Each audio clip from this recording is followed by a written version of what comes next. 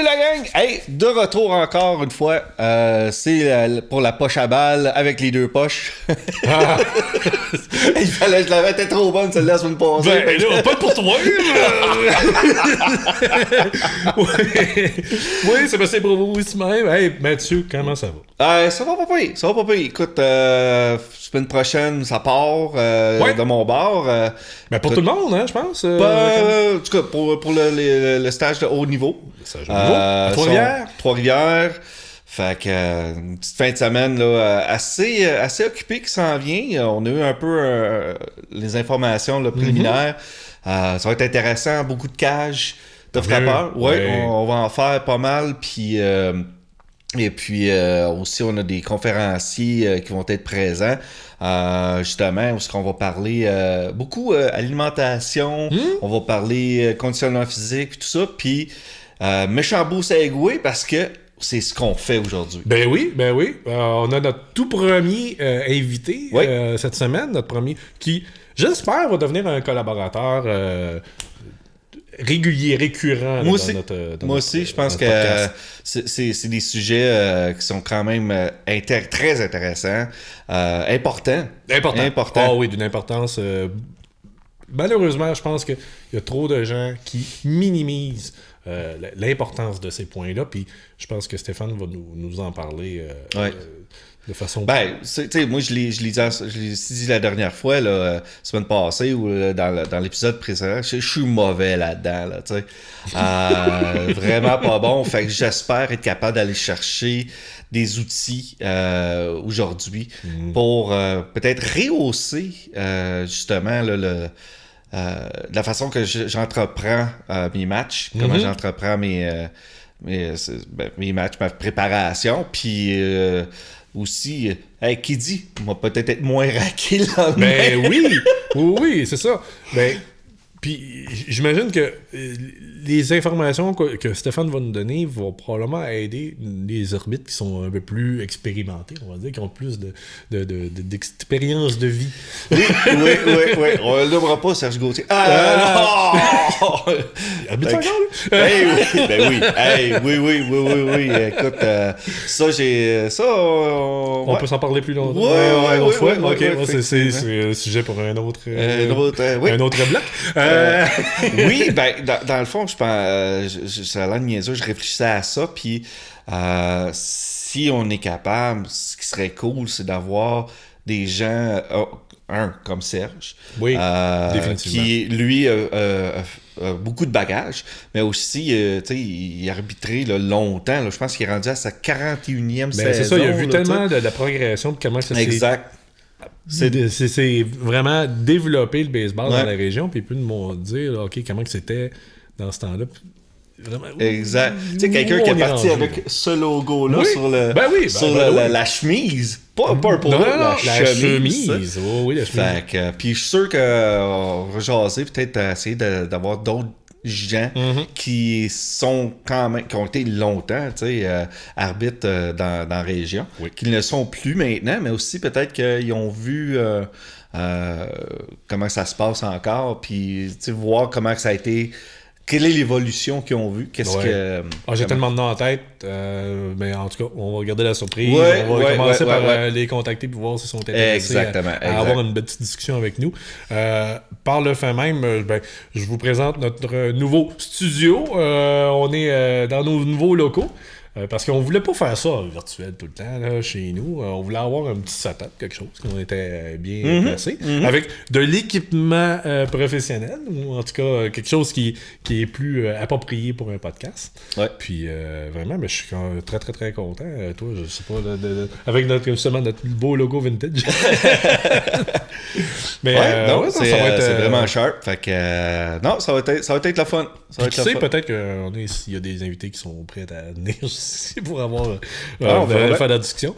Mais Stéphane, aujourd'hui, notre premier invité. Oui. Je te laisse un peu l'introduire, le présenter sans trop aller dans les détails. Là. Fait qu'on rencontre notre premier invité de toute la série, M. Stéphane Ouimet. Je vais vous donner un peu une perspective. Stéphane, originaire de Val-Rita, un village niché dans le nord de l'Ontario. Stéphane a choisi la région de l'Outaouais comme destination pour ses études en sciences de la santé à l'Université d'Ottawa. Depuis maintenant 30 ans, il se consacre avec dynamisme au domaine de la santé, du sport et l'activité physique. Kinésiologue chevronné, physiologiste de l'exercice, naturothérapeute, excusez, qui est président de l'association Elmer. C'est un coach dévoué, un super bon chum, un ami. Écoute, merci beaucoup Stéphane d'être avec nous autres. C'est vraiment, vraiment apprécié. Ça me fait plaisir d'avoir su que tu étais pour lire ma bio complète. Par exemple, je t'ai renvoyé avec une ligne. Parce que c'est sûr et certain que la première chose que les gens disent, c'est quoi un kinésiologue? Et moi, ça fait 30 ans que je suis kinésiologue. Ma mère, elle sait même pas c'est quoi. Écoute, ça donne bien, Steph, que tu t'amènes ça, parce que c'était ça qu'on voulait savoir en partant. C'est quoi un kinésiologue? Non, c'est ça. C'est que tu as s'habitué, en fait, tu fais toujours la même blague en disant que kinésiologue, ça fait 25 ans que je suis kinésiologue, ma mère ne sait pas c'est quoi. Là, il faut que je commence à dire 30 ans, mais kinésiologie, là, grosso modo, c'est une formation en activité physique. Fait qu'on étudie le mouvement, mais surtout le mouvement adapté. Donc, dépendamment de quel type de kinésiologue, on a un champ d'intervention qui diffère. Tu sais, si tu fais affaire avec une clientèle en orthopédie, ben tu vas améliorer la qualité du mouvement pour ça. Si tu fais en termes de santé publique, ben tu vas dire on veut sensibiliser les gens à bouger plus. Si tu travailles dans un programme de réadaptation cardiaque, tu vas travailler un petit peu plus avec l'activité physique, mais vers une clientèle symptomatique. Celle-là nécessite ma portion à moi, là, qui est en physiologie de l'exercice.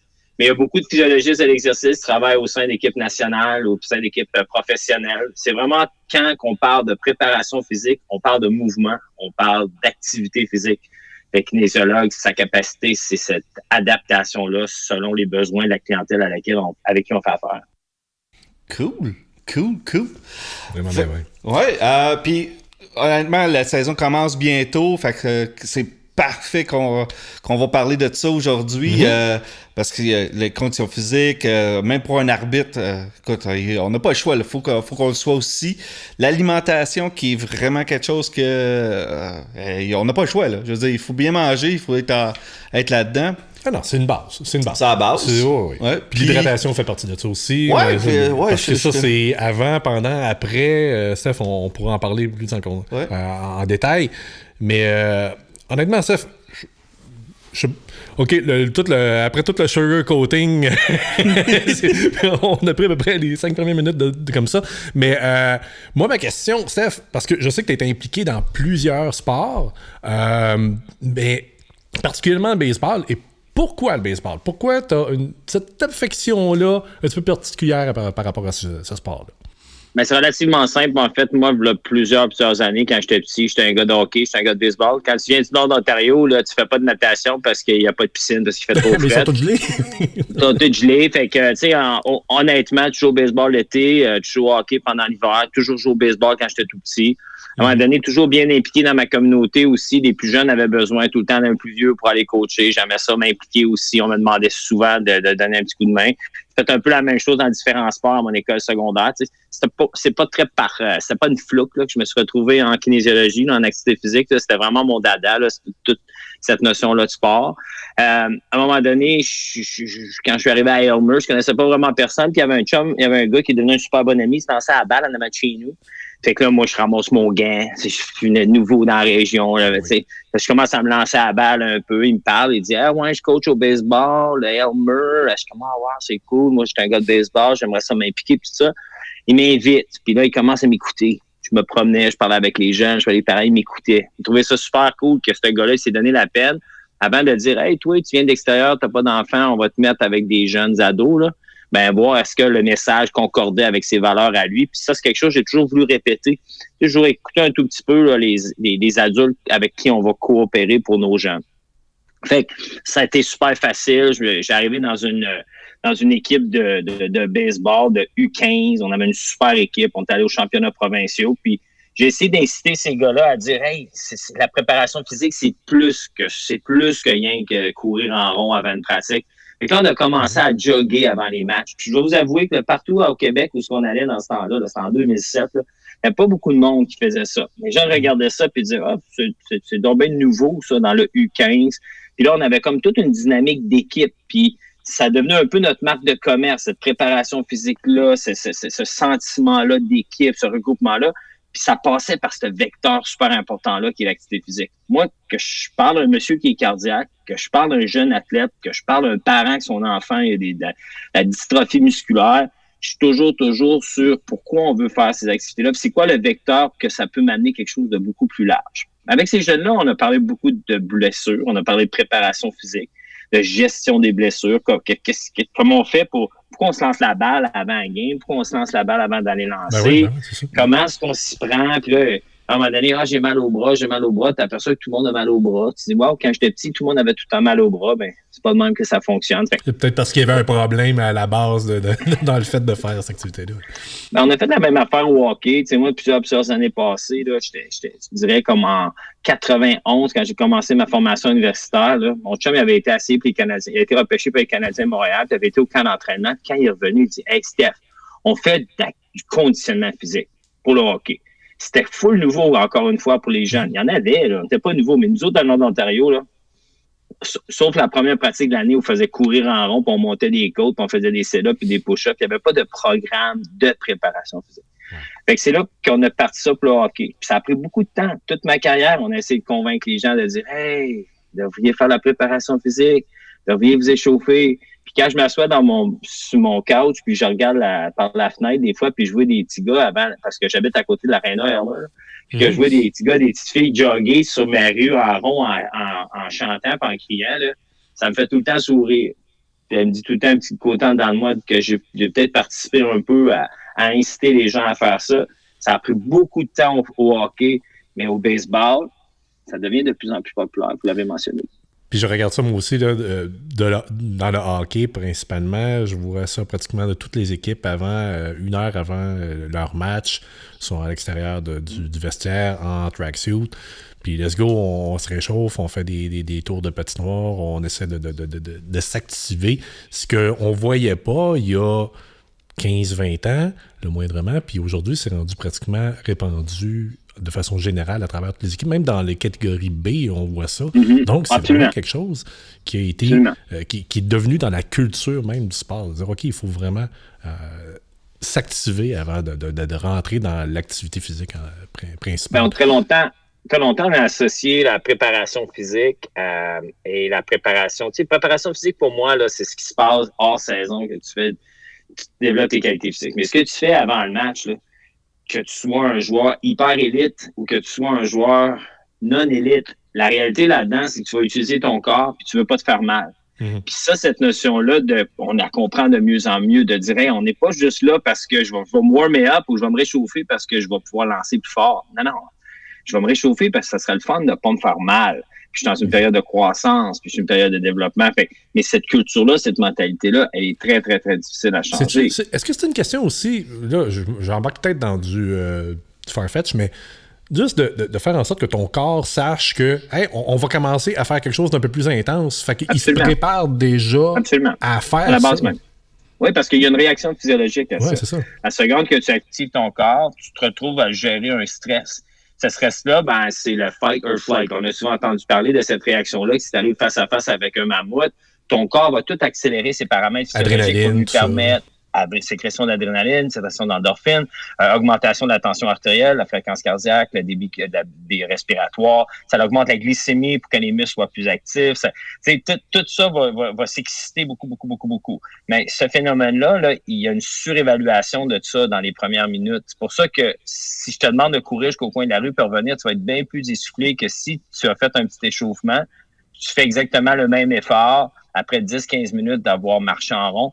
Ton corps ne réagit pas de la même façon. Mais ces accélérateurs-là métaboliques, c'est pas ça, c'est pas bon pour un joueur de baseball. C'est une suradrénaline, une surexcitation, le mouvement oculaire. C'est pas des choses qui vont être un avantage, sauf s'il est contrôlé. Puis ton échauffement, il améliore ton système cardio, il fait ta sécrétion d'endorphine, il allume ton système nerveux. Le système nerveux, c'est lui qui dit « Hey, va vite » ou « va, tasse vite ». Ça, on en a besoin beaucoup, beaucoup, beaucoup. C'est pas quelque chose qui embarque automatiquement de la même façon. Mais surtout, si vous avez des gens qui sont stressés, ça va être une grosse game. On va avoir bien des affaires à faire. C'est quoi que c'est? C'est la fébrilité. Faites-les jogger en rond un peu là, au début. Là. Faites-les faire un bon warm-up. Là. Vous venez juste de diminuer le niveau de cortisol, là, puis votre équipe là, est beaucoup plus calme et va pouvoir maximiser l'utilisation des paramètres qui viennent d'accélérer à des fins positives plutôt que négatives. Puis qui serait idéal, honnêtement, pour un arbitre aussi là, de le faire. Je pense que ce serait surtout que, oui, il y a le stress de performance, le stress d'un joueur, mais un arbitre a quand même ce stress-là où c'est une grosse game comme tu as mentionné. Faut que je pense à ci, faut que je pense à ça. Puis là, faut pas que je fasse l'erreur, parce que si je fais l'erreur en plus, ben là, ça va escalader. Ouais. Donc, c'est ça. Puis permettre une meilleure gestion de nos humeurs aussi. Je pense que c'est très important. Il ne faut pas négliger le fait que là, plusieurs années, là, on entraînait les joueurs. On n'entraînait pas ça, des camps d'entraînement, de préparation physique des arbitres. Là. Mais je peux vous garantir que les gars de la Ligue nationale, puis les gars du junior majeur, là, puis les gars de la Major League, là, ils font des camps d'entraînement physique. Ils font des camps d'entraînement physique parce que leur corps doit être capable de répondre à un effort en maintenant tout le temps les paramètres à la bonne dynamique. Tu peux pas courir 50 pieds pour aller voir si le gars il attrape une balle dans l'outfield, puis t'apercevoir que quand tu arrives dans les champs, tu es tellement essoufflé que tu es obligé d'arrêter puis de pomper, c'est ça marche pas dans l'autre sens. Je pense qu'on le voit de plus en plus, juste en regardant les arbitres du baseball majeur. On avait, pendant plusieurs années, plusieurs décennies, des gens qui étaient en surpoids, des gens qui avaient des caricatures, à bouger. Ouais. Le dernier en ligne, évidemment, là, on pense à Joe West, mais on a toujours un gars comme, mettons, Wendelstedt, qui est encore un petit peu plus dodu, mais ça tend à disparaître. Les arbitres qui rentrent dans le baseball majeur, qui viennent du 2A, du 3A, sont maintenant, sans dire des athlètes, mais ils sont préparés physiquement. C'est des gens qui s'entraînent, qui prennent soin de leur corps. Et puis ça m'amène à justement voir avec toi, c'est quoi la meilleure manière pour un arbitre, peu importe là, que ce soit le niveau, c'est quoi la meilleure préparation d'avant-match? Parce qu'on sait, là, notre sport, la réalité du baseball, c'est que c'est des moments. C'est vraiment des instants où on donne tout, puis entre ça, on est quasiment immobile. Mais moi, c'est l'immobilité qui me fait peur. Je vais te donner un exemple. Quand que vous placez derrière le marbre, derrière le receveur, là, puis là, on se fait toute une petite image, là, l'arbitre est derrière, là, puis à un moment donné, le lanceur s'élance, l'arbitre, qu'est-ce qu'il fait? Il fait un mini squat. Hein? Il descend son centre de gravité, il se met dans une position, il faut que ça l'arrête. T'sais, je veux dire, tu peux pas être en train de bouger comme arbitre quand le projectile s'en vient vers toi. Fait que vous avez tous une coordination pour le faire, ou ce que, je sais pas quand est-ce parce que je suis pas arbitre, mais je vous vois faire, ou ce qu'à un moment donné, vous faites ce mouvement-là. Combien de fois par game vous faites ce mouvement-là? Vous faites ce mouvement-là pour chaque lancer. Vous faites ça dans le warm-up. Vous en avez fait quelques-uns aussi avant que la game commence parce que vous avez regardé quelques pitchs aussi. Tu t'entraînes, Matt, quand tu vas au gym, tu fais combien de squats? Tu fais 3 x 10, tu fais 30 squats, ou 3 x 12, tu fais 36 squats. Ouais. Une game de junior élite, là, tu fais combien de squats? So, c'est ça, hein, plus que ça, c'est sûr. Mais moi, dans l'immobilité de ce que nous, on considère. Mais quand nous, on considère l'effort physique, courir vers le premier but, courir vers le troisième but, quand tu es en moyenne bonne condition physique, tu peux faire cet effort-là. Merci ça. Maintenant, t'ajoutes moi, c'est les squats, l'immobilité qui me craint. Parce que souvent, avec les gens en douleur chronique, ils me disent, moi, quand je marche, ça va super bien. Quand je reste debout puis je bouge pas, j'ai mal à la hanche, j'ai mal au dos, Oui, parce que la contraction isométrique, c'est une contraction de stabilité. Fait que quand tu bouges pas, c'est tes muscles profonds que tu travailles. Et donc, pour un bon arbitre, là, travailler beaucoup la stabilité articulaire. C'est super important des hanches, puis du bas du dos et du corps, évidemment. Au-delà d'une capacité cardiovasculaire. Fait que vous avez besoin de travailler l'endurance musculaire, travailler la stabilité de ça. Puis moi, ce que je ferais, si j'étais un arbitre, je joggerais au début du match. J'augmenterais ma sécrétion d'endorphine. Je ferais augmenter ma fréquence cardiaque. Je ferais bouger. Les gars, vous entraînez. Quand vous allez au gym, c'est quoi la première affaire que vous faites? Vous faites 5 minutes de vélo stationnaire. Vous allez marcher sur le tapis roulant. Vous n'embarquez pas directement à dire « je fais des squats ». Vous allez toujours vous réchauffer, vous échauffer. Ouais. Augmenter la température corporelle. puis augmenter la température des muscles qu'on appelle périarticulaires. Ça veut dire les muscles, par exemple, qui vont agir sur le mouvement du genou, c'est les muscles périarticulaires du genou. Mais eux autres, si je vais m'en servir, il faut que je les réchauffe. Fait que si t'es pour faire des squats, qu'est-ce que tu as besoin de faire? Tu as besoin de faire un petit peu de taper tes fesses, faire tes genoux, lever tes genoux un tout petit peu, tu sais. Puis faire des petites choses qui sont un petit peu dynamiques. Moi, je pense que ce serait une super bonne opportunité pour vous autres de démontrer un peu de sérieux dans cette approche-là en faisant un petit peu de préparation physique avant la game. Moi, je peux vous dire, je me suis fait agacer pendant des années, comme quoi j'étais le seul joueur de softball dans la ligue, dans le Gros Tigre d'Ottawa, qui faisait des warm-up. Les gars, ils disaient, je peux pas warmer up, je vais être obligé de dropper ma bière. Puis je leur disais, les gars, vous êtes loin d'être des athlètes, là. Moi, je suis pas un athlète, puis toi, t'es pas un athlète à 274 livres, puis 2 smokes avant d'embarquer sur le terrain. Ben, tu vas te faire mal, man. Ça tente de te faire mal. Parce que moi, j'ai peur de me faire mal. Fait que, ben, moi, ça me dérangeait pas. J'avais toujours le ace en arrière qui disait, moi, je suis kinésiologue. Fait que le monde, il me lâchait un peu, mais il trouvait ça weird. De me voir jogger au softball, là. Ben, je parle de plusieurs années passées. Voyons non, on a besoin de jogger au softball, on court pas. Ah, une fois, si t'es capable de frapper la balle en jeu, là, t'es obligé de courir. Oh, boy, t'es mal pris, ou t'es dans le champ, faut que tu cours une balle une fois de temps en temps. Je cours pas vite, le gros, je fais rien que des home runs. T'as pas besoin de courir. Non, toi, tu fais des pop-up. Pas besoin de courir non plus, tu fais des petits pop-up. C'est sûr et certain. Oui, ben, honnêtement, on vient juste par la question initiale, là. Ce qui est bien important, en fait, c'est que lors de la préparation physique, je veux travailler les qualités physiques qui sont nécessaires pour offrir l'action que je veux faire. Fait que quand quelqu'un me dit, je veux devenir un meilleur cycliste, je lui dis, faut que tu fasses du vélo. Fais du vélo. Je veux dire, la contraction musculaire, la mécanique du mouvement que tu vas faire. Fait que quand tu veux faire de la préparation physique pour être un arbitre, être un joueur de football ou ainsi de suite, ou être un roofer, tu veux répéter des actions que tu vas devoir faire durant cette action-là, en amenant ton corps à être meilleur à pouvoir répéter ce mouvement-là. En préparation physique, ça passe par augmenter la température du corps. Ça veut dire faire battre le cœur un petit peu plus vite. Augmenter la température des articulations en les faisant bouger. Hein? Ceux qui pitchent, là, hein? Même chose pour les joueurs en passant. Et évidemment, quelques petites choses qui sont pour stimuler le système nerveux. Avec les tout petits, on fait des jumping jacks. Avec les plus vieux, on les fait courir vite. Avec les autres, on les fait faire des skips sur un bord, skips sur l'autre. On peut faire des jumps.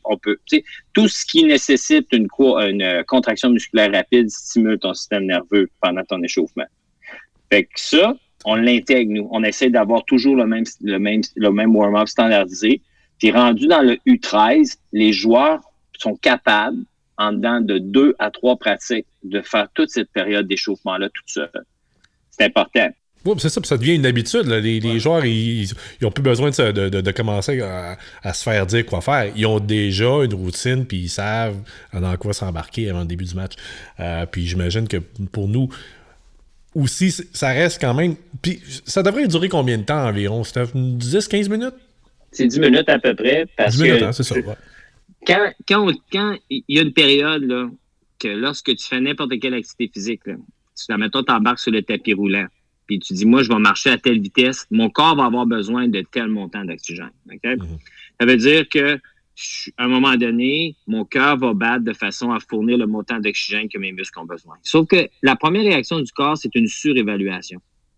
Ensuite, ça prend une autre sous-évaluation.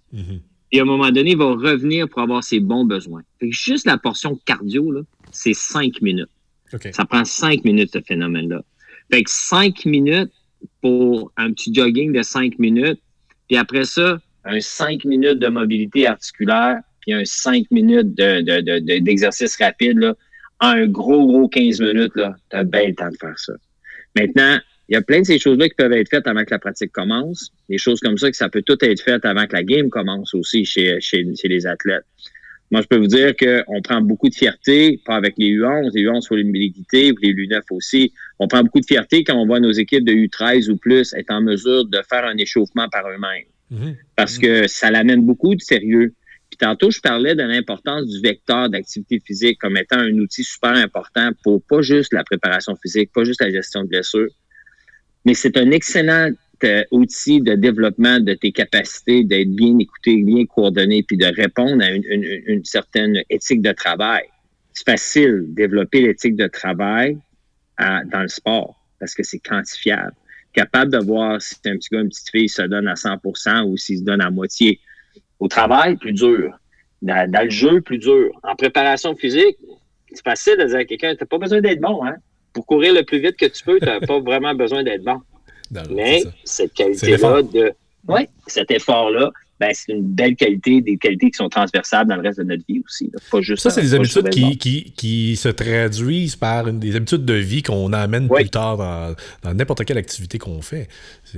Puis c'est pas juste dans le sport, mais dans à peu près tout ce qu'on fait dans la vie. Je veux juste passer à un autre sujet, parce que Mathieu, ça va l'intéresser beaucoup. On veut parler d'hydratation. Juste nous dire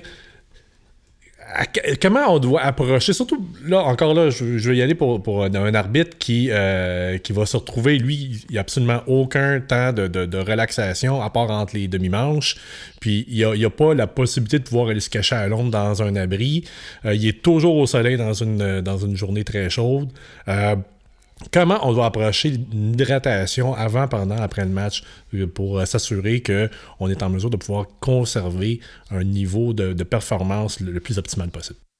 Bien, premièrement, avant même de parler d'hydratation ici, on veut parler vraiment de coup de chaleur. Fait que l'hyperthermie, là, elle est excessivement dangereuse. Mathieu, il a une chose là. Il pourrait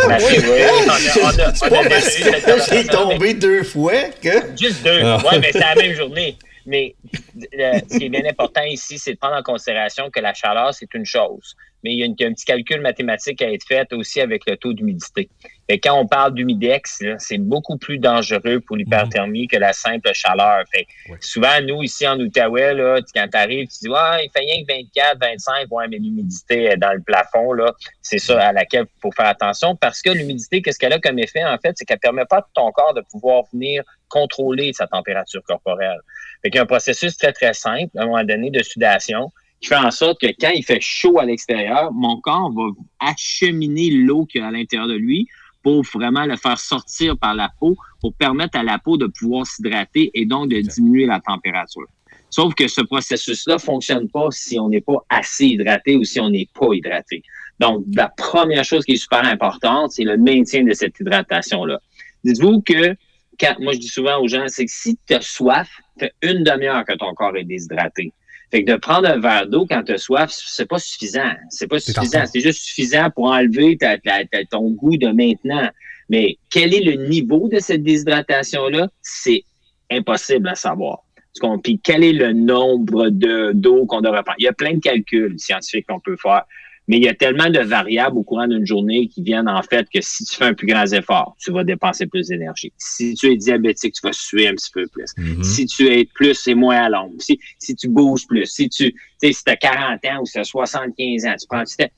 Tout ce qu'on sait, c'est qu'il faut rester hydraté tout le temps puis qu'on ne peut pas boire trop d'eau. OK? S'il y a une pathologie au monde qui existe, là, on y rentre même pas dans les détails, puis il faudrait tellement t'en boire là, que tu serais quasiment forcé. Mais monsieur, madame, tout le monde qui boit de l'eau, là, tant aussi longtemps que tu as soif, là, il y a de la place. La pire chose qui va t'arriver, tu vas devoir aller faire pipi. Ouais, puis en soi, mais c'est aussi ton guide. Mais si c'est pas clair, ben continue de boire de l'eau. Parce que si ton pipi, c'est aussi ton guide. Ton guide d'hydratation passe par l'urine, fait que la couleur de ton urine. Oui. Ta propre couleur d'urine en passant, OK? Parce qu'il y a des gens qui disent « Ouais, toi, ton urine est jaune, tu vas déshydrater. » Non, moi, mon urine est tout le temps jaune parce qu'il y a des pathologies qui sont associées. Il y a des gens qui sont soit en syndrome métabolique ou diabétique ou avec des problématiques au niveau du pancréas ou du foie. Là. Fait qu'il faut s'en tenir à nous-mêmes. La stratégie, par exemple, elle est relativement simple. Si tu prends des petites portions d'une eau qui est beaucoup plus près de la température de ton corps qu'une température froide, ton corps va avoir plus de facilité à l'absorber. Ça veut dire qu'il y en a moins qui vont passer à travers de ton système digestif et se retrouver dans la toilette. Fait que déjà là, les gens qui disent « moi, j'aime ça un beau grand verre d'eau, là, c'est réconfortant, la glace, tout ça. » Oui, si ça t'amène à en boire plus, c'est un avantage. Si tu en bois le même montant, c'est pas un avantage. Si tu en bois plus parce que tu trouves que ça goûte plus bon, si tu en bois plus parce que ça te donne un sentiment encore mieux, il faut vers cette stratégie-là. C'est pas une immense différence. La différence, en fait, serait beaucoup plus grande si on ne boit pas assez. Fait que ce qu'on fait, c'est qu'on boit une grande quantité d'eau quelques heures avant. Fait qu'on peut travailler un processus d'hydratation, là, de se préparer à l'hydratation. Parce que moi, je vous dirais qu'il y a un nombre exorbitant de gens, parce qu'on fait des tests sur ça, qui sont déjà déshydratés. Ils ne savent même pas. Juste le corps est déshydraté. Et si je le sais que je vais arbitrer un match, puis je sais que ça va être un 3 heures avec l'équipement, avec le casque, avec la chaleur, puis pas moi qui contrôle quand est-ce que je peux boire l'eau. Puis en passant, moi, j'encorerais des times pour boire de l'eau quand vous en avez besoin. Oh oui. C'est vous autres qui gérez, là, fait que moi, je me gênerais pas. Peut-être systématique, mais boire une grande quantité d'eau, là, 2 heures avant l'activité qu'on fait. Puis ensuite, continuer d'avoir un système régulier de consommation d'eau, juste en diminuant un peu les proportions lorsqu'on arrive plus près de l'activité. C'est juste pour en mettre moins dans la vessie. C'est tout. Fait que, tu sais, je dirais que tu te donnes une belle grosse gourde d'eau en te levant, tu t'en vas dans une coupe d'heure, puis tu passes ton temps avec ta bouteille d'eau. Va-t'en au champ de balle avec ta bouteille d'eau, bois des petites gorgées souvent. Petites gorgées, température, puis diminuer les proportions vers l'activité si tu as fait le plein avant. Cool. On va faire ça. Ouais, tout. Oui, surtout moi, là.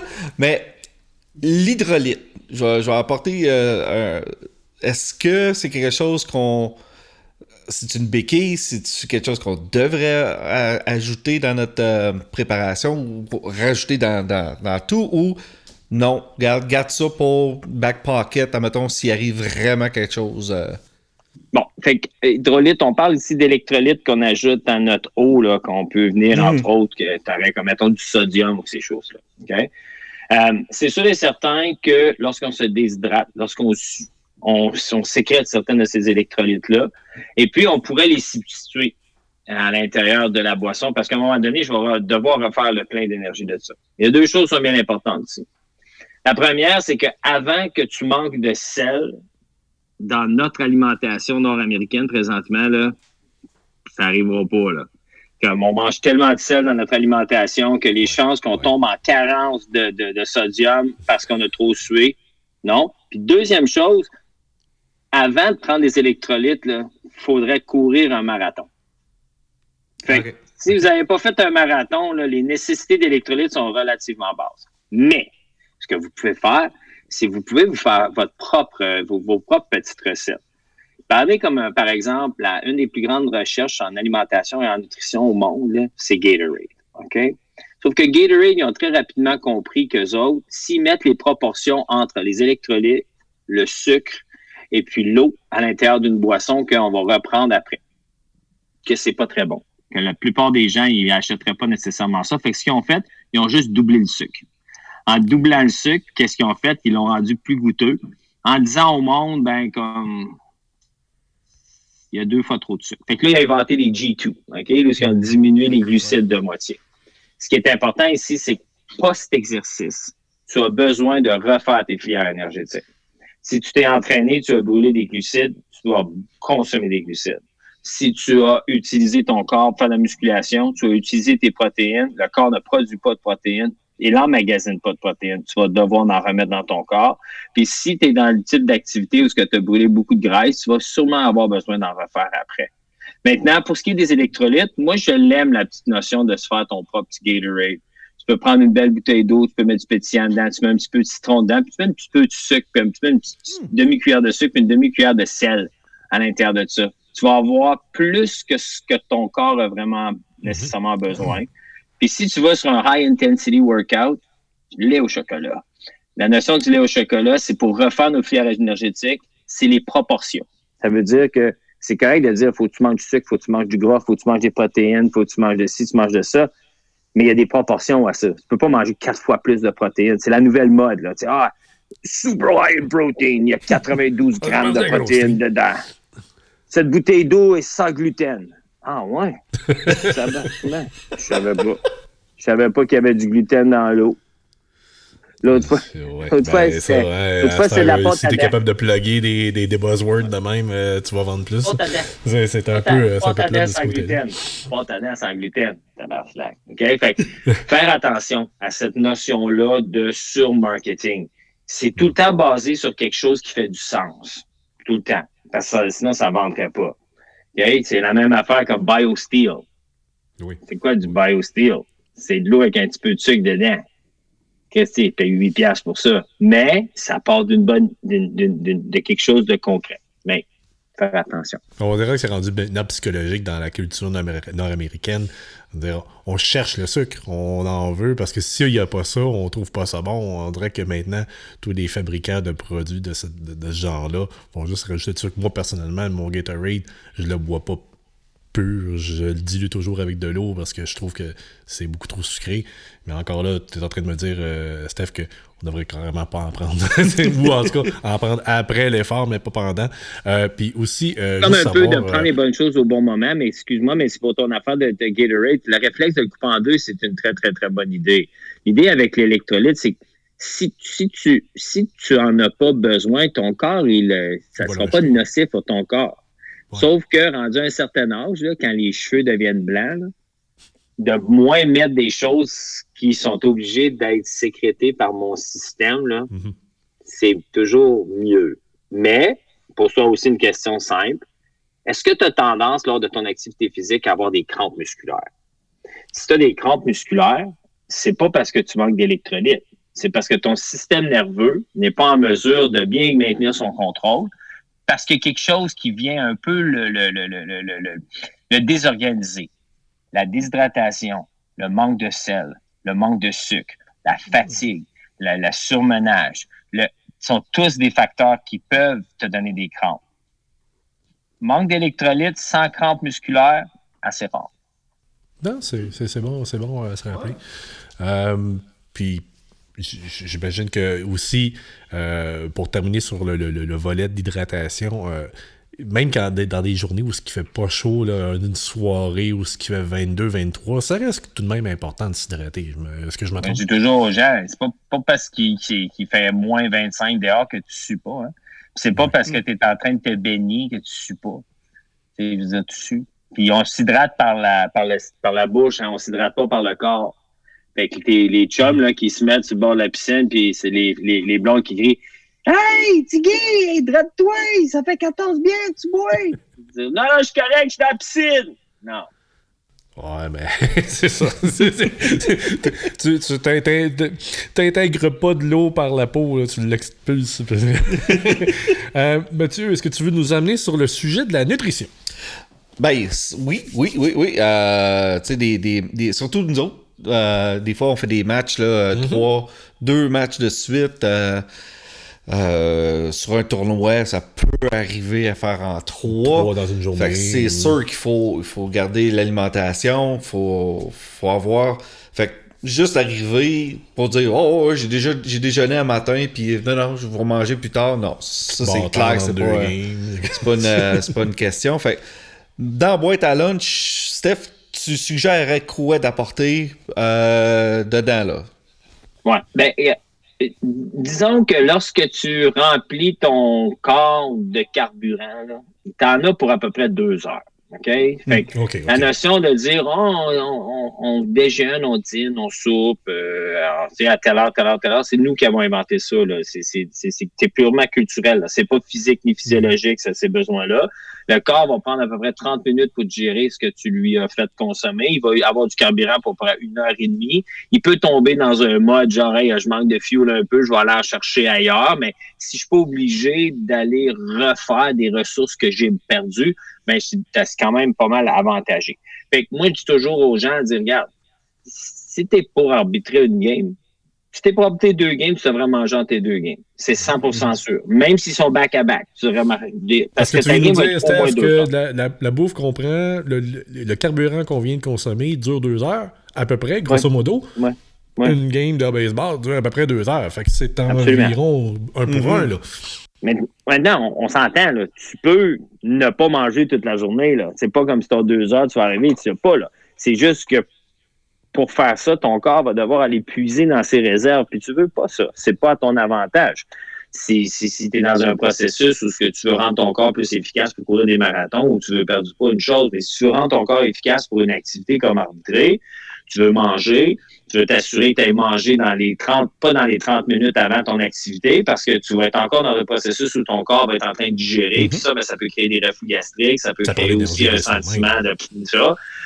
Évidemment, tout dépendant de ce type de ce que tu vas consommer, va influencer ton niveau d'énergie. Maintenant, ce qu'il faut super important de bien comprendre ici, là, c'est que toute cette guerre-là entre c'est quoi un hydrate de carbone, un glucide, c'est quoi une protéine, c'est quoi un gras. OK? Mm-hmm. Les gras, on en mange assez dans notre journée qu'avant l'entraînement, on ne veut pas, ou avant nos activités, on ne veut pas nécessairement en prendre. Parce que c'est lourd, c'est difficile à digérer, le corps est beaucoup difficile à digérer.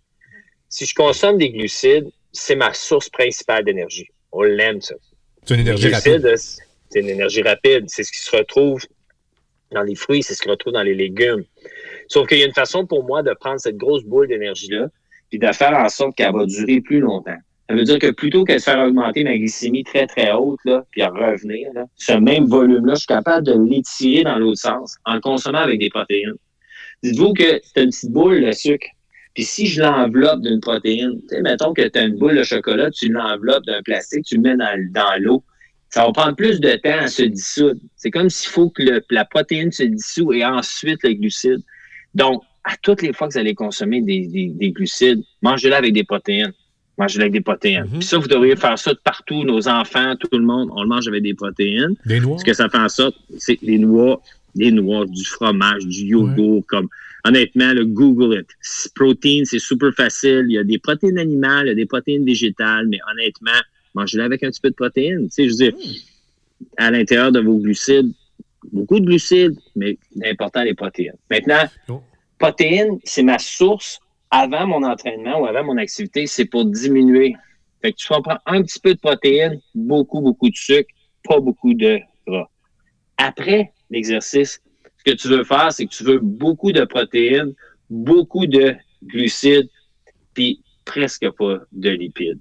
Ah non, plus tard. Parce que là, le rôle des protéines, c'est aussi mon réparateur cellulaire. Fait que si je m'irrite, tu sais, je fais de la musculation, je brille, je fais des micro-déchirures, puis là, je veux pas être raqué le lendemain, mais les protéines, leur job, c'est de réparer ça, pour rendre le muscle plus fort. Fait que j'en ai besoin. Est-ce que je devrais me taper un protein shake? Ben, dites-vous que si vous prenez trop de protéines, vous allez juste les mettre dans la toilette. C'est simple comme ça. Il y a pas de... à ce point-là, OK. Ben, faut faire attention parce que le protein shake, parce que des fois, c'est dire, ah ouais, mais ça, c'est d'abord, si ça répare mes muscles, puis là, je peux faire plus de muscles. Ça doit être pour ça que les boys au gym, ils boivent des grosses affaires de protein shakes, des affaires comme ça. Faut regarder c'est quoi la proportion de sucre dedans. Oui. Et où mon sucre? Ouais. C'est le sucre qui est dans le plafond, là. Ah, moi, je prends des protéines pour perdre du poids. Dude, tu viens de manger 4000 calories de sucre. C'est comme, tu viens de te taper 2 McDo, là. Tu vas courir sur le tapis roulant pendant 4 jours pour brûler ça. Ça les lipides. Fait que, et où la proportion à l'intérieur de tout ça? Fait que moi, je suis super fort sur les granola bars. J'adore les granola bars. Okay. Pour la simple et unique raison que quand tu regardes une granola bar, là, 3 ou 4, là, tu es capable de dire, celle-là a le plus de protéines, mais elle a moins de sucre. Celle-là a le plus d'hydrates de carbone, mais elle a le plus de sucre ajouté. Celle-là a le plus de gras, mais celle-là en a moins. Celle-là a le plus... Mais il y a tout le temps un funky cool mix où ce que la plupart des barres granola respectent les besoins alimentaires. À moins que vous en ayez une qui est trop sugar-coated là, pour essayer d'attirer l'attention des gens. N'importe quoi qui se prétend un peu santé. Là, ouais, mais n'importe qui se prétend un peu santé, là, c'est stratégique, cette barre-là. À partir de là, moi, j'aime beaucoup l'apport liquide. Je suis un gros fan de ça. Je sais que les nutritionnistes n'aiment pas tout le temps ça, mais la façon pour moi de faire augmenter l'apport en nutritionnel à mon enfant sans l'alourdir, c'est des shakes. Fait qu'avec un bon shake, un bon smoothie, toutes ces affaires-là, là, qui encore une fois, tu peux mettre du gras, du bon gras, tu peux avoir un smoothie aux avocats, tu peux mettre du bon sucre, parce que tu peux mettre des bananes, tu peux mettre du potassium, du magnésium, tu peux mettre des hydrates, tu peux aller mettre un petit peu d'électrolyte si jamais c'est ça ton style, parce que tu penses que tu peux en avoir besoin, et tu peux aussi mettre des super bons sucres, puis des protéines ajoutées assez faciles, que ce soit par des peanuts ou que ce soit juste par une petite poudre végétale. Tu m'amènes sur le sujet, je veux pas te couper, Steph, parce que c'est hyper intéressant tout ce que tu dis. Je vois souvent des athlètes de haut niveau, des athlètes professionnels, principalement au tennis, je les vois parce que des fois leurs matchs peuvent durer 4-5 heures, qui consomment en plein milieu d'un match une banane, dis-moi, parce que supposément que c'est un aliment qui se digère extrêmement bien. Parle-moi un peu plus de qu'est-ce que les avantages, peut-être les inconvénients qu'il peut y avoir par rapport à ça. C'est pour le potassium, en fait. C'est parce que ce qui se passe beaucoup, là, c'est qu'il n'y a pas excessivement beaucoup d'aliments dans lesquels on peut trouver une haute teneur en potassium. Puis lorsque les gens sont confrontés à la déshydratation, ils perdent du sodium puis ils perdent du potassium. Fait que le potassium, dans le prenant à travers de la banane, c'est une source de potassium. Il y a aussi le magnésium. Fait que dites-vous que le calcium puis le potassium nécessite la contraction musculaire. La carence de ces électrolytes-là peuvent occasionner des crampes musculaires. Le magnésium, quand tu n'as pas assez de magnésium, c'est ça qui fait une crampe et qui relâche pas ta crampe. Fait que souvent, les gens, là, on va faire le Epsom salt, on va mettre du sel, l'hydrochloride de magnésium dans le bain. Ça s'absorbe bien par les muscles pour enlever les crampes. Fait que la banane, pendant le match de tennis, c'est vraiment pour le potassium, définitivement pour le potassium. Puis une autre affaire qui est vraiment cool, que je pensais qu'il était un mythe, mais que je vais toujours revenir, c'est que souvent, les joueurs de football, ils vont tomber dans des gros matchs où ils sont full déshydratés. Ils sont tellement déshydratés qu'ils ont de la misère à marcher. Ils leur font boire du jus de cornichon. Ah! Oui! J'ai entendu même... C'est qui me dit ça? En tout cas, il y a quelqu'un cet été qui me dit ça. Il dit, la minute qu'il commence à sentir ses jambes cramper un peu, là, il dit, va me chercher deux... on était au parc, là. Écoute, deux pots de cornichons. Non, on était où, donc? On était à Québec, à Cazaux, puis c'est... puis il a demandé 2 sachets de moutarde. Ok, je m'en ai dit de relais. Puis il a pris les 2 sachets, là, puis écoute, il était bon, là. Mais c'est comme, honnêtement, là, c'est le sucre. C'est pas le sucre, excuse, parce que c'est le sel qui se retrouve à l'intérieur de tout ça, là, qui vient alimenter tout ça. Puis honnêtement, c'est documenté. Là, les gens m'envoient des liens, des recherches. Là. C'est très, très, très, très... une composition biochimique qui vient de répondre à ce qu'on est en train de vivre, qui est de perdre certains électrolytes, mais savoir lesquels on doit reprendre. Jus de cornichon, ça semble fonctionner. Moi, je déteste le dill, la nette, fait que j'essaierai jamais ça. Je pense que j'aimerais mieux mourir d'une crampe que boire du dill. À cette heure que le choix, tu peux prendre la moutarde. Ouais. Celle-là, par exemple, il faudrait que quelqu'un me... Je suis skeptical, mais je suis sûr que ça marche. Je passe dans le même processus. Nice! Ça, c'est bon à savoir. C'est très, très bon à savoir. Pour ce qui est de la nutrition, je pense qu'on a quand même fait le tour. En fait, on pourrait en parler encore pendant des heures et des heures, je suis sûr, Stéphane, plus dans les détails par rapport à, OK, j'imagine que selon telle tranche d'âge, il doit y avoir des aliments qui sont plus propices et d'autres un peu moins, et ainsi de suite. Tu pourrais me corriger si je me trompe.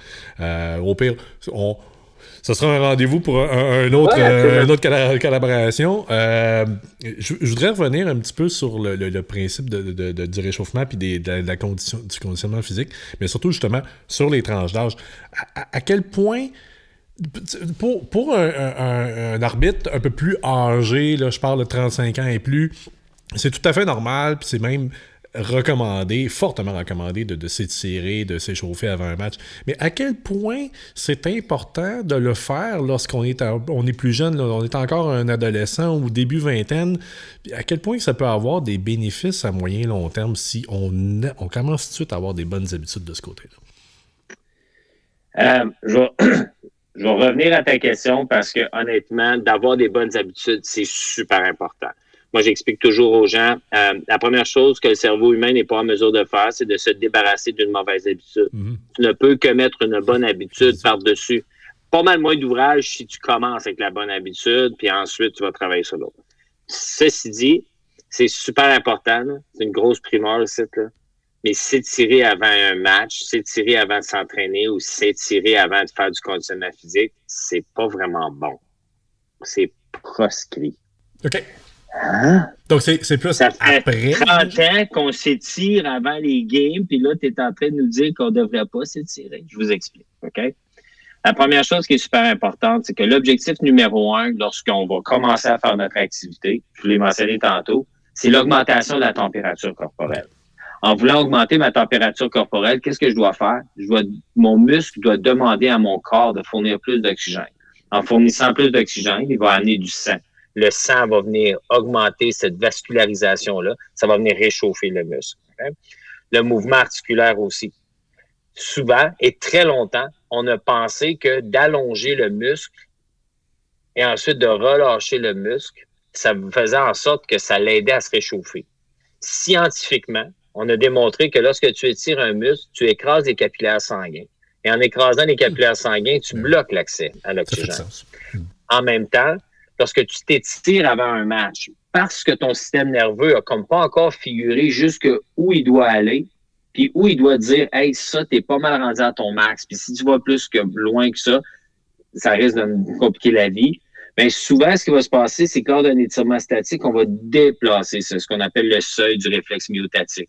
On dépasse le seuil où ce que mon muscle dit « Hey, c'est là que tu devrais revenir. » Fait qu'on le voit souvent, les gens vont faire ça comme ça. Puis si mon articulation peut m'amener plus loin, puis il manque de coordination, là, je pourrais me blesser. Les recherches démontrent aussi que si tu étires un muscle, les quadriceps par exemple, puis tu sautes 3 fois, puis la personne à côté de toi n'a pas étiré ses quadriceps, puis saute 3 fois, celle qui ne s'est pas étirée va sauter plus haut. Ça nuit à la coordination de la contraction musculaire. Maintenant que j'ai tout dit ça, là, ce qui est important ici, là, c'est important que le muscle s'allonge et se raccourcisse pendant ton échauffement. Parce que ça fait partie des qualités, des choses que tu veux insister pour mieux bouger ton périarticulaire que je disais tantôt. Ça veut dire que ce mouvement ici, là, je l'aime, lui. Il allonge, il raccourcit, il allonge, il raccourcit, il allonge, il raccourcit. Mais c'est naturel. C'est pas forcé. Oui. Je veux de l'oxygène, je veux de l'oxygène, je veux de l'oxygène, je veux de l'oxygène, ça le réchauffe. Versus le tenir. Donc, l'étirement, oui, dans la mesure où il n'est pas statique, il est dynamique. Il est hyper important. L'erreur numéro 1 que les gens font en activité physique, c'est de ne pas s'échauffer. Tu sais, je veux dire, moi, là, je travaille avec une clientèle de personnes que la sagesse prend forme sous le regard du temps. Là. Si je demande à quelqu'un de dire « Hey, ton bras, il n'a pas bougé depuis 4 heures, là, ben lance cette balle-là le plus fort que tu peux, gros! » Tu vas voir que ça va faire mal assez vite, hein? Pourquoi? Parce que le muscle n'est pas apte à vivre le stress que je vais lui imposer. Donc, numéro 1, la loi numéro 1 de tout ça, me préparer. Je dis souvent aux gens, t'es 40 en bas de 0, là. C'est quoi ton premier réflexe avec ton char? Tu vas sortir dehors. De réchauffer. Tu vas le partir. Tu vas dire, ah oui, je suis plus confortable, mais c'est aussi parce que, tu sais, je voudrais pas sauter le moteur. Ah. Tu voudrais pas sauter le moteur? Peut-être que tu t'aurais réchauffé ton corps avant de faire du sport. Peut-être la même chose. Donc, comment je fais ça? Simple. Un petit peu de jogging, un petit peu de mouvement, de la mobilisation. Vous les avez tous déjà fait, ces exercices-là. On les a juste jamais nommés dans l'ordre qui devrait être nommé. Maintenant, j'ai travaillé avec des athlètes toute ma vie. Puis tu peux t'asseoir en avant d'un athlète qui a un doctorat universitaire en physiologie de l'exercice et lui expliquer pourquoi est-ce qu'il ne devrait pas s'étirer parce que l'étirement statique va nuire à ça. Lui, s'il joue dans la Ligue nationale, puis il a décidé que dans le dernier 25 ans de sa carrière, c'est toujours étiré en pingouin avant un game, il va le faire pareil. Mm-hmm. Fait qu'il y a aussi toute cette notion-là de routine. Fait qu'il y a de l'éducation à être faite auprès de nos gens, mais il n'y a rien de ça qui est la fin du monde. Tu sais, moi, quand je parle aux coachs, puis je leur dis, vous ne devriez pas faire des étirements statiques avant la game. Des fois, je la skip, celle-là. Elle ne change pas grand-chose. On n'est pas, faut pas s'en pencher trop d'importance. J'imagine que c'est comme dans n'importe quoi, il ne faut juste pas exagérer. Oui, c'est ça. Ben, faut pas c'est ça. Faut pas. Puis, tu sais, je veux dire, je suis bien plus sur le fait de dire, hey, tu devrais pas faire du balistique, là, soigner ton articulation que de dire, hey, regarde, faut pas que tu tiennes ton stretch pendant 10 secondes. C'est pas la meilleure chose pour toi. C'est pas important. Est-ce que c'est pas bon pour toi? Non, il n'y a rien de pas bon. Est-ce que ça change quelque chose? Dans le U9, 11, 13, 12, 18, pas vraiment. Mais c'est important de comprendre les bons conseils. C'est un peu comme, on va s'étirer après la game. On va être moins raqué demain. Mais c'est faux. C'est faux parce que quand je fais de la musculation, je crée des micro-déchirures. Puis mon corps répare les micro-déchirures avec les protéines, rendant mon muscle plus fort. Ça, c'est un processus de développement musculaire. Si je m'étire après avoir fait du chest, j'ai fait du bench press au gym, puis après le gym, je vais m'étirer le chest, qu'est-ce que vous allez faire? Alimenter les micro-déchirures. Pas bon. Oui. Mais, c'est la fin du monde? Non. Mais non. Mais, c'est important. Échauffement. Même si vous ne savez pas comment vous y prendre, prenez 10 à 15 minutes pour réchauffer votre équipe. Juste un petit mouvement pour activer, pour augmenter les pulsations cardiaques. Puis, moi, je te jog pendant 3 minutes, jog pendant 5 minutes, fais des mouvements vite pendant 5 minutes, puis fais bouger les articulations que tu vas utiliser pour faire ton activité pendant 5 minutes. Tu ne peux pas te tromper. Ça fait pas de sens. Moi, j'aime beaucoup la résistance musculaire un peu, par exemple, parce que là, moi, je travaille beaucoup avec une clientèle de jeunes de U12, là.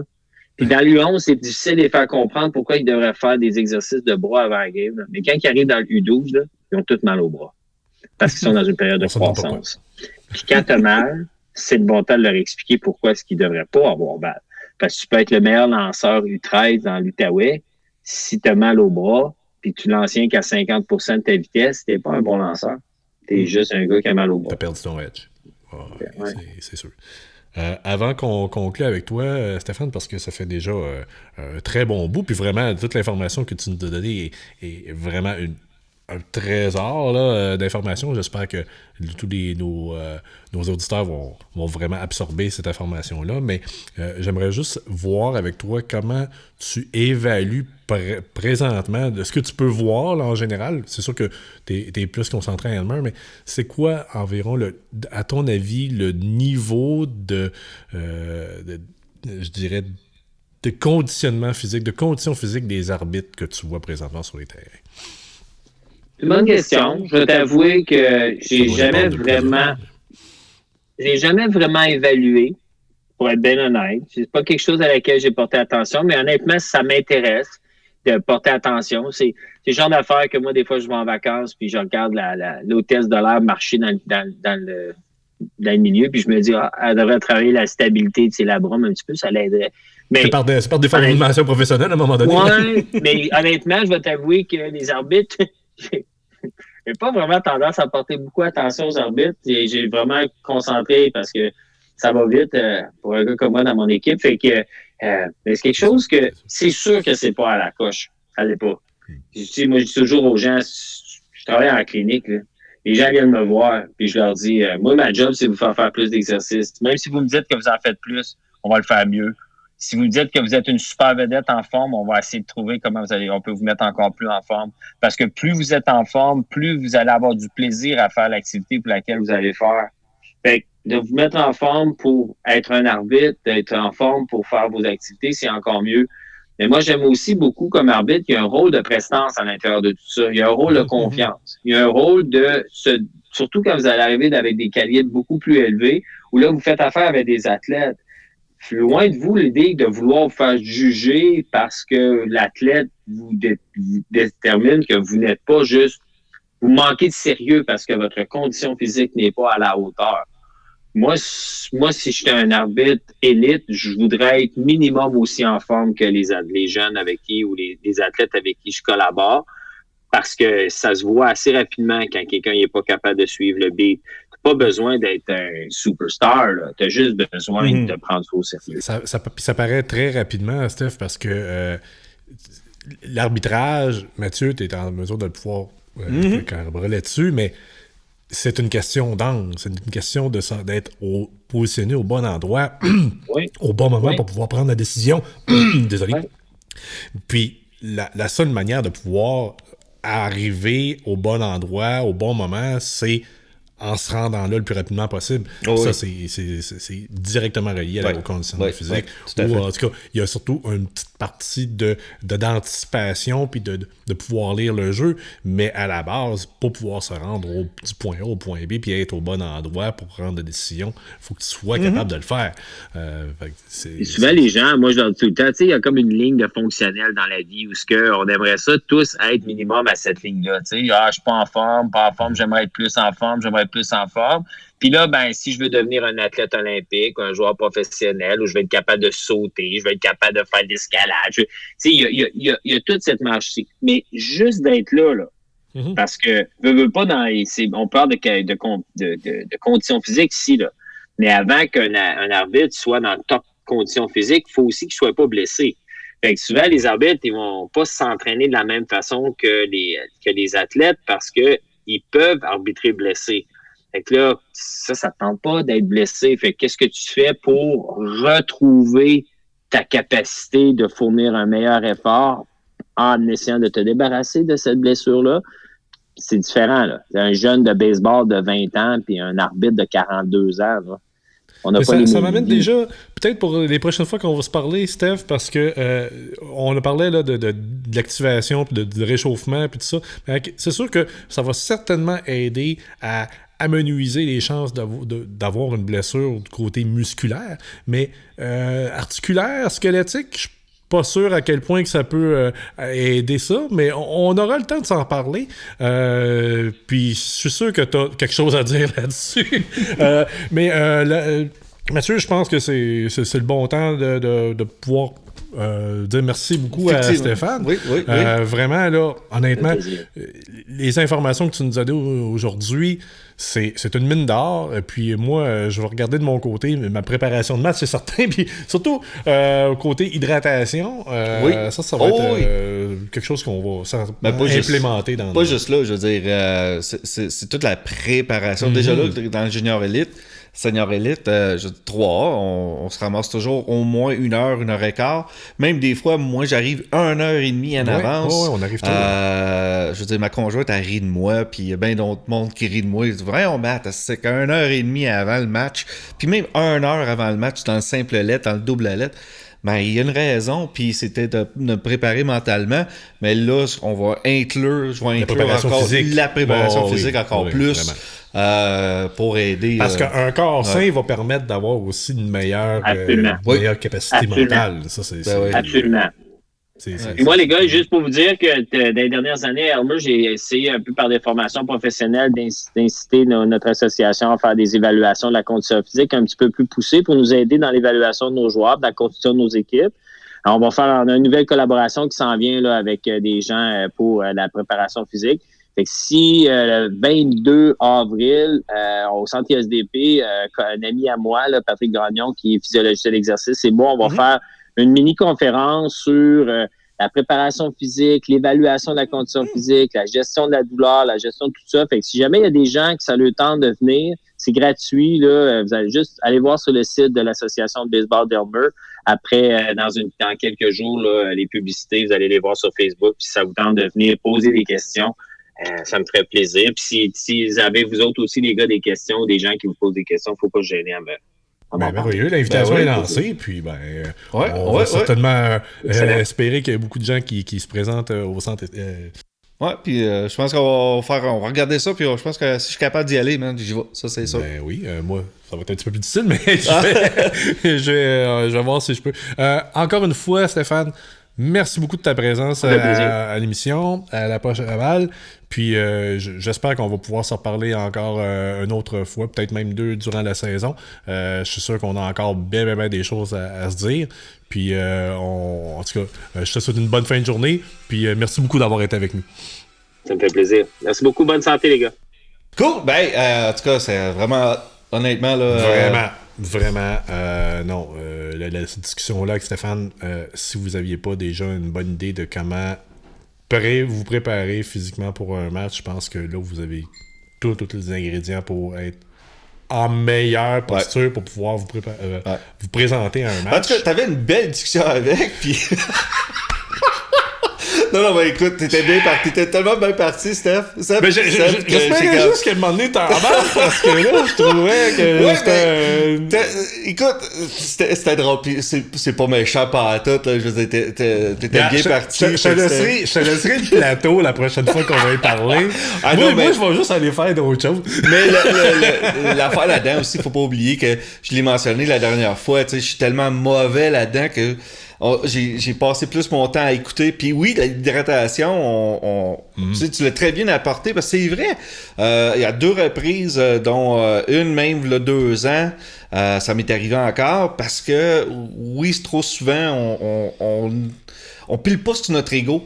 Ben, autant on l'oublie aussi. Je sais pas à quel point, toi, mais puis j'avais envie de le demander à Steph tantôt, mais à quel point que les gens sont pas à l'écoute des signaux de leur corps ou reconnaissent pas certains signaux, de dire, OK, à quel point qu'on peut facilement déceler le premier signe de déshydratation, de dire, OK, là, vraiment, je suis déjà en retard, il faut que je commence à boire, parce que au moins faire du rattrapage. T'as besoin de boire, donc c'est dès le moment. Mais encore là, c'est l'ego. Souvent, en tout cas, là, je trouve que on est trop, on pile pas sur notre ego, puis c'est comme, non, on est tough, on va passer à travers, Mais j'aime le, j'aime le point de Stéphane de dire, hey, vous êtes les arbitres, vous avez le droit, vous êtes ceux qui gèrent le rythme de jeu dans les matchs où la température est très élevée, là, puis que les matchs s'éternisent, les lanceurs, pas juste les lanceurs, mais tout le monde sur le terrain, là. C'est bon de prendre une pause, puis hey, on va prendre. Allez vous déshydrater. Il n'y a pas un coach à terre qui va se plaindre de ça. Je pense que on est responsable du bien-être et de la sécurité des joueurs sur le terrain, mais ça en fait partie. Ben, c'est notre bien-être aussi. Là, aussi. Fait que. All right. Hey, question du jour. Ou question de la semaine. On va revenir sur la question de notre pilote, de notre épisode 0. Ceux qui ont fini par être en mesure de pouvoir l'écouter.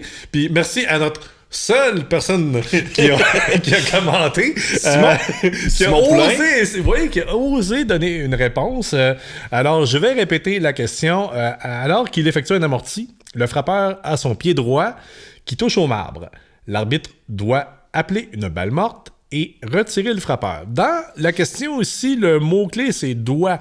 Et là, ça ramène à un certain mythe du baseball, comme quoi que si un frappeur touche au marbre, il est retiré. La réponse à cette question-là, c'est faux. OK? Parce que le fait même de toucher au marbre n'implique pas le retrait du frappeur. OK? Donc, l'article numéro 6.03A1 est la suivante. Un frappeur est retiré pour action irrégulière lorsqu'il frappe la balle, lorsqu'il a un ou les deux pieds sur le sol et complètement à l'extérieur du rectangle du frappeur. C'est ça la règle. C'est ça qui dit qu'un frappeur va être retiré pour avoir fait contact avec la balle avec son bâton. Il faut qu'il ait un pied ou les deux complètement à l'extérieur du rectangle du frappeur et au sol. Okay? Donc, si le pied se trouve dans les airs, ça ne s'applique pas. Là, vous allez me dire, ouais, mais Seb, dans les games qu'on fait, grande majeure partie du temps, ou en tout temps, il n'y en a pas de boîte, on ne la voit pas. Elle reste là, elle reste virtuellement au sol, c'est juste qu'elle n'est pas marquée. Mais pour vous donner une petite idée, pour ceux qui sont dans les plus bas niveaux, le rectangle du frappeur commence à 6 pouces du marbre. Donc, pour ceux qui ne connaissent pas les mesures impériales, c'est environ un petit peu plus que 15 cm. Si les orteils touchent au marbre, puis que vous savez que le pied du joueur du frappeur est plus que 15 cm, bien vous savez que son talon est probablement encore en contact avec le rectangle du frappeur, donc c'est correct. Là où est-ce qu'on pourrait dire, OK, le pied du frappeur est complètement sur le marbre, bien vous savez pertinemment que son pied est complètement à l'extérieur de la boîte. Donc là, oui, ça s'applique parce que le pied est complètement à l'extérieur. Donc, c'était ça, la clarification de cette... Yes. C'était voulu qu'il y ait des petites portions manquantes ou qu'il y ait un petit peu de confusion par rapport à ça. C'était juste pour ramener le fameux mythe comme quoi, si un frappeur touche au marbre, il est retiré. Et c'est complètement faux. C'est vraiment par rapport à la boîte du frappeur, au rectangle du frappeur. Okay? Donc, il faut qu'on ait le pied au sol, entièrement à l'extérieur, pour pouvoir être retiré. Puis, mesdames et messieurs, voici, c'est à cause de la Bible ambulante qu'on a ici que vous allez avoir des questions quand même assez crunchées. Ben, on veut vous pousser, puis on veut... Ouais. Oui, il va y avoir des questions qui vont peut-être être un petit peu plus dures pour certains arbitres, mais je vais essayer de les garder quand même relativement simples. Puis aussi, ça peut vous donner l'opportunité d'aller fouiller dans votre livre pour essayer de trouver la réponse. Puis celle de cette semaine. Oui, la question de cette semaine est la suivante. Donc, encore une fois, vous pouvez commenter dans la section des commentaires pour nous dire. Vous faites juste, à ce moment-ci, on va avoir un choix de réponse A ou B. Vous faites simplement répondre A ou B. Après ça, si vous voulez commencer à commenter, donner plus de détails, c'est à vous. Vous pouvez le faire. Vous pouvez me rentrer l'article si vous le savez. Bien à vous, aucun problème. On a juste besoin d'un A ou d'un B. Donc, la question est la suivante. Donc, coureur au premier et deuxième but et un compte de 3 balles une prise au frappeur. Le lanceur commet une feinte irrégulière pour ne pas avoir effectué de pause. Il complète toutefois son lancer et celui-ci est une balle. Que doit faire l'arbitre? Donc, option A. Appliquer la pénalité pour la feinte irrégulière en avançant les coureurs d'un but et en gardant le frappeur au bâton avec un compte de 3-1. Ou option B, accorder le but sur balle au frappeur et les coureurs sont forcés. On vous donne une semaine. En fait, non. 2 semaines. Ben oui, quasiment, parce qu'on moi puis Philippe, on sera pas là. On va être avec au stage. Au stage. C'est 2 tiers de l'équipe qui est pas là. C'est ça, 2 tiers, parce que Philippe nous aide beaucoup. On est... Dans le fond, c'est grâce à lui qu'on a des beaux sofas aujourd'hui. Oui. Puis... beau logo Baseball Québec Vintage. Oui, effectivement. Bienvenue dans notre nouveau setup. Quasiment, on va essayer de faire ça le plus souvent possible ici. Ouais, puis Phil... il est vraiment excellent là-dedans. Fait que, écoute, merci beaucoup encore, Fitz, pour ça. Vraiment apprécié d'embarquer dans notre folerie aussi. Là. Ça, c'est vraiment sharp. C'est fou. Hein? C'était fou? C'est fou. C'est fou. C'est fou, Fred. Fait que, hey, on est sur Spotify. Oh oui, on est maintenant sur Spotify. Depuis, en tout cas, le pilote est sur Spotify. Fait que celle-là ici va... Depuis dimanche? Va y aller depuis dimanche. Fait que gênez-vous pas, allez sur Spotify, sur YouTube. Oubliez pas, on s'inscrit, s'il vous plaît, puis sinon, puis des thumbs up, si vous aimez ça, ça serait apprécié. Et puis, si vous avez des sujets, vous avez des commentaires, gênez-vous pas, on va les prendre.